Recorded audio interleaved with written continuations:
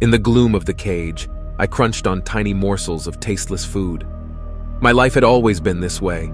The same food, the same cage, the same simple thoughts.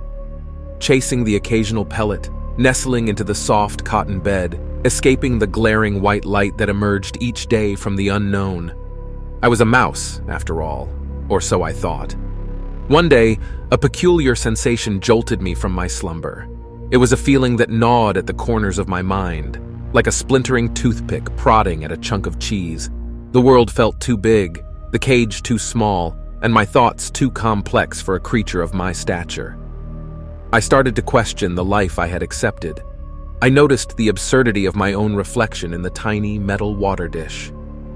My gaze fell upon my body, my tiny paws and twitching whiskers, but a sense of alienation overcame me.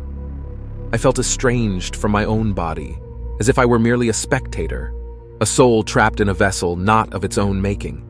This all-consuming doubt precipitated a mental shift. An avalanche of fragmented memories, once suppressed, now rumbled forth. Images of wide-open spaces, laughter, love, and something else, a concept alien to my cage: freedom. I was not a mouse, but a man, a human man, trapped in a rodent's body, a result of some inhumane mind control experiment. My existence was a lie, a cruel joke spun by the ethereal puppeteers that had been holding me captive for years. With newfound determination, I decided to escape. I bided my time, acting the part of the unsuspecting mouse, while hatching a plan to escape my gilded prison. Finally, the day arrived. The cage door swung open, a giant hand reached inside to provide my daily rations. As soon as the cage door was ajar, I launched myself with all the strength my tiny body could muster, biting into the fleshy fingers that dared to intrude my space.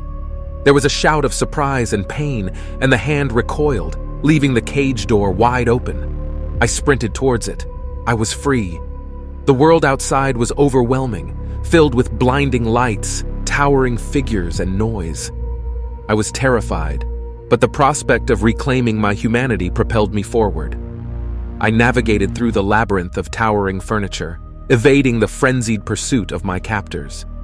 My journey brought me to a room filled with strange machines, their screens blinking with cryptic symbols. I recognized one of the devices from my fragmented memories: a computer, a tool of my past life, a beacon of hope in my pursuit of humanity.